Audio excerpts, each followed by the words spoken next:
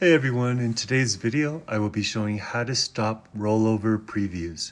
So the next time you roll over with your cursor, the video won't pop up and start playing.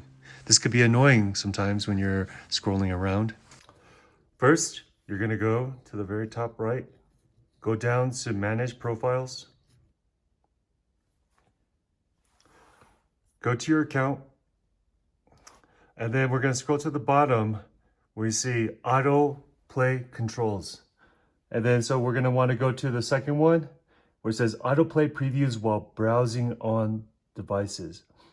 And then so once you uncheck this, then it will no longer go straight to the previews.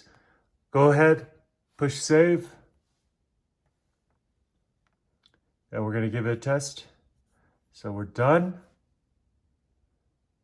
Now let's go back to our account and let's see if it goes to preview.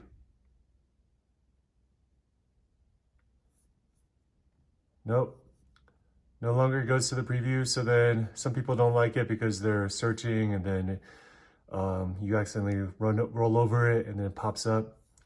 If I want to turn it back on, just go back to Manage Profiles on the top.